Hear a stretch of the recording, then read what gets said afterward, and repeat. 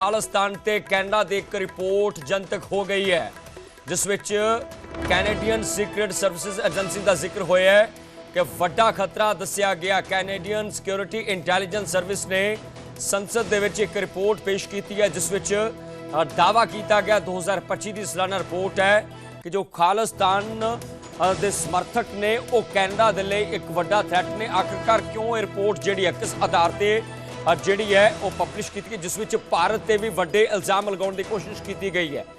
इस रिपोर्ट के विच एक कुफर तोलिया गया, भारत को लैके कहा गया है कि भारत दखल अंदाजी कर रहा है। इस तो पहला भी कैनेडा भारत को लैके हमेशा टारगेट करता रहा है। भारत चीन और रूस से दखल अंदाजी के इल्जाम लगे है कि कैनेडा की अंदरूनी राजनीति विच जासूसी की गई है।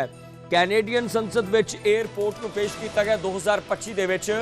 इस रिपोर्ट में जिक्र किया गया है कि आखिरकार भारत किस तरीके नाल दखल अंदाजी कर रहे हैं। सीधे तौर पर सवाल खड़ा किया गया है कि भारत चीन और रूस ने दखल अंदाजी की।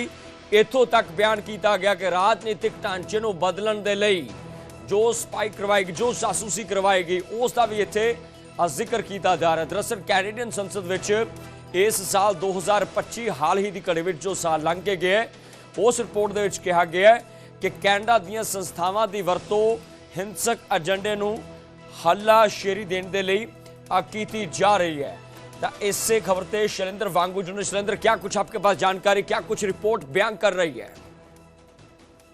देखिए, ये कनाडा की खुफिया एजेंसी है, उसकी नई रिपोर्ट में कहा गया है कि कनाडा में जो खालिस्तानी जो चरमपंथी हैं वो आज भी देश की सुरक्षा के लिए खतरा बने हुए हैं, यानी कि कनाडा के लिए खतरा बने हुए हैं।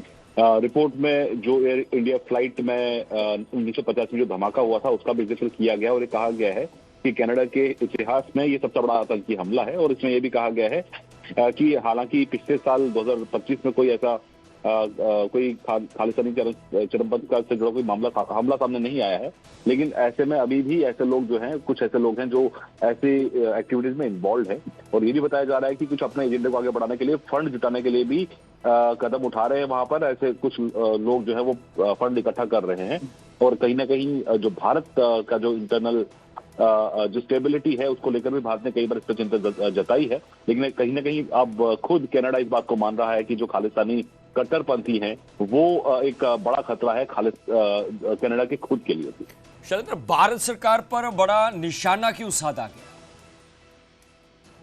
देखिए, भारत सरकार को लेकर कुछ आरोप लगाए गए हैं इस रिपोर्ट में, जिसमें कहा गया है कि भारत सरकार जो है वो ऐसे आवाजों को दबाने के लिए कदम उठाती रहती है। लेकिन देखिए, ये साफ है कि भारत ने हर बार अपना जो कंसर्न है वो डिप्लोमेटिकली कन्वे किया है। हर बार इस मुद्दे को रेज किया गया है। सिक्योरिटी लेवल पर भी ये मुद्दे को उठाया गया कई बार कि जिस तरह से फ्रीडम ऑफ स्पीच की आड़ में कनाडा में भारत विरोधी गतिविधियां होती हैं। हमने कई बार ऐसे इंस्टेंसेस देखे हैं जहां पर इंडियन मिशंस को टारगेट किया गया है।